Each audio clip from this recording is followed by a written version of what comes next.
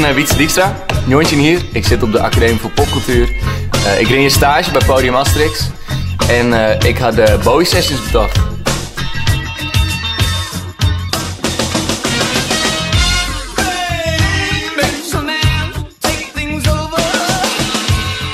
Vanuit Asterix doen we vaker sessies. We hadden Kurt Sessions aan en de Office Sessions.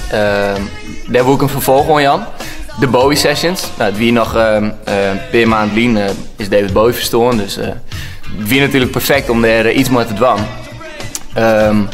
Maar ik wil wat oors als de gewone sessies. Hè. Meestal dan op festivals dan haast een groot container en daar speelt een band aan een cover. Of dat het wel filmen wordt en dat meestal just dat bands muziek maken.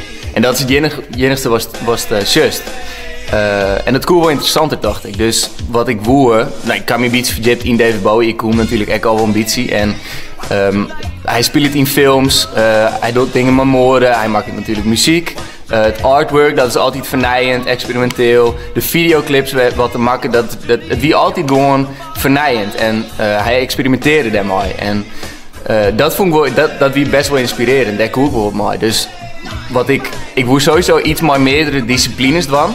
In eerste instantie. En toen op een gegeven moment dacht ik van ja, het is nog veel interessanter als die disciplines maar ook combineert.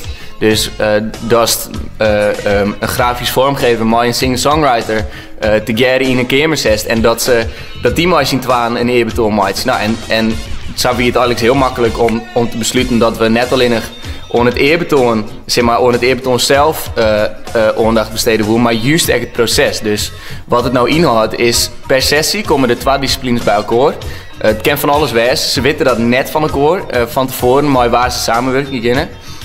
Geerwerkje. En zodra de camera's beginnen te draaien, ontmoeten ze elkaar, stellen zich elkaar voor. Ze kennen elkaar kennen, ze herkennen dat ze nog nooit van elkaar jet hebben. En dan krijgen ze 2 uur de tijd om aan een eerbetoon aan David Bowie te werken. Dus wat het just in de sessie is dat ze starig tot het eerbetoon komen. Dus het proces van het maken, elkaar leren kennen, het experimenteren, dat krijgt de sjen. Dus het begint met het voorstellen, dat is just aan het werk. En het eindigt met de sessie, met het eerbetoon, met het eindresultaat. En dat wordt de sessie.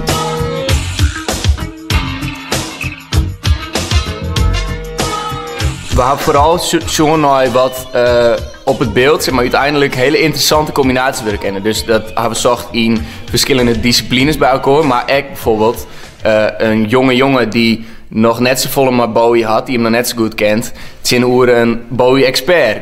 Dat wie dan een man van 51 die van jongs wel al fan wie van Bowie. Nou, en die hebben we dus bijvoorbeeld ook bij elkaar gezet. Dus net al in de disciplines proberen we dat interessante, dat spannende te krijgen, maar juist ook in de persoon en de achtergrond van die mensen. Dus we hebben een singer-songwriter met een beeldend kunstenaar en een DJ-collectief met een striptekenaar en een rockband met een hip-hop dancegroep bijvoorbeeld. Dus zo binnen al die hele interessante combinaties die van tevoren misschien niet net ziekjes soest, maar wat wel iets heel spannends opleveren kan.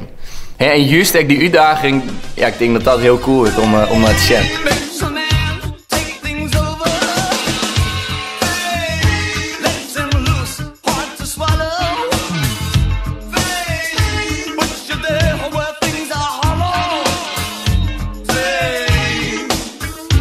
Ja, ik ken zelf ook nog iets met Bowie dan. Dat had niet maar de Bowie Sessions te maken op zich. Ik ga natuurlijk in Flying Trashcan spelen. En 20 mei komen we weer voor een keer bij elkaar. Want dan geven we echt een Bowie tribute dan. Play the Wild Mutation heet dat. En wat we doen is dat we een hele jonge al die werk van Bowie spelen gaan. Met al die vrienden uit te zien. Dus al die bands die we kennen, we maar together spelen gaan. We gaan gewoon met z'n allen. Ben we al heel lang aan het repeteren en geven al die werk van Bowie spelen. 20 mei hier in Asterix. En dat, voor een keertje maar de Flying Trashcans. Dat is wel, dat is wel bijzonder even. En het is voor iedereen keer. Het is gewoon projectmatig. We komen net weer vers bij elkaar. Dus dat is geen plan in ieder geval. Maar het viel er wel weer heel bijzonder om met elkaar te spelen.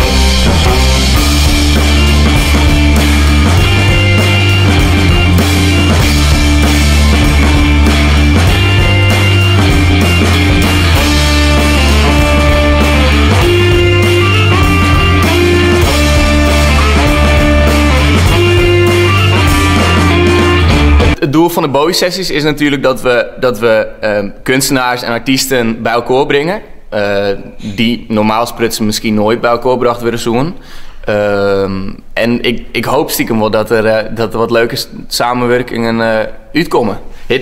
Het hoeft net natuurlijk, maar wie weet komt er iets naar voren wat ze van tevoren net plant hier. Maar dat we mensen bij elkaar brachten wat misschien heel erg klikt en dat ze gewoon Michael Fjedder worden of zo.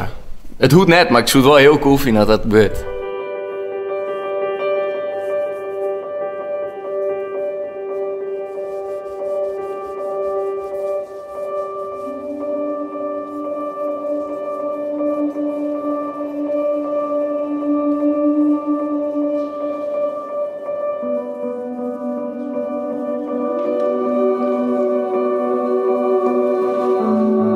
Fame.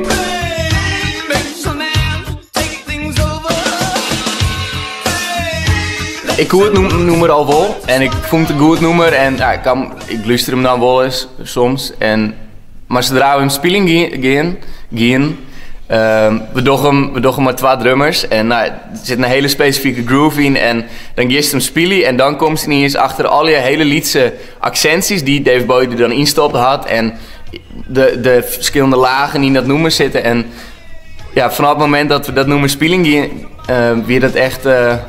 waar het heel bijzonder of zo. Kwam ik er ineens achter hoe supergoed noemen dat wie. En dat is wel een van mijn favorieten die we spelen hier.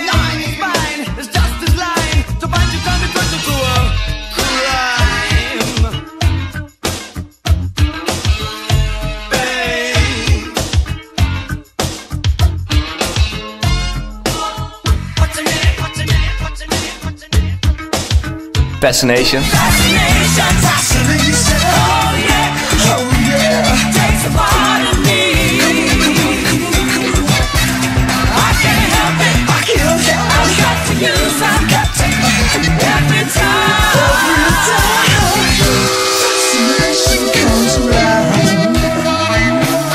Die is heel grut, gewoon mooi een koortsie en hij grooved heel erg en hij is heel erg dansbaar en hij wordt heel grut en hij is wel iets en dat nummer dat leeft heel erg of zo. Dat zit ik beiden op de plaat Young Americans. Hele goede plaat ik.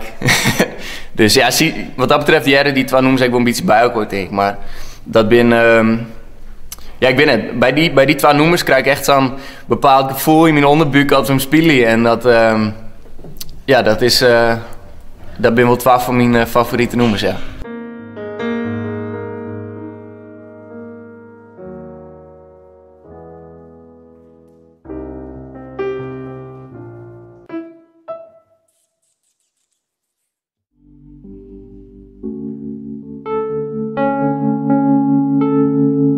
De grap is dat ik hem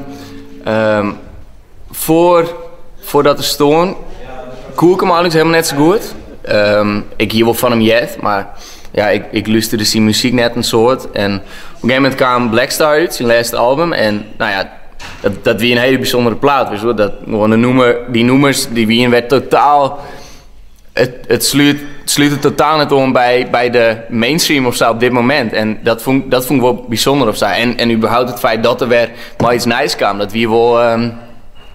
Ja, dat vond ik wel bijzonder. Dus ik, een paar keer Blackstar luisterde de hele plaat en op zeg maar.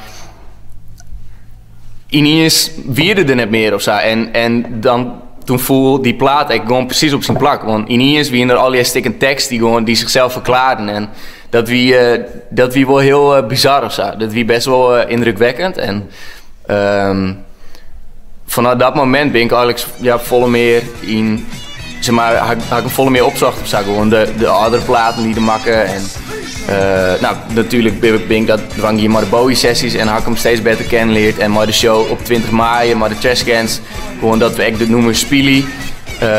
Had ik hem steeds beter kennenleerd of zo. En hij werd steeds belangrijker of zo voor mij in mijn leven. En gewoon als artiest en als voorbeeld. Dus ja, het is zeker een grutten. Daar kwam ik pas achter toen er net meer wie, Alex.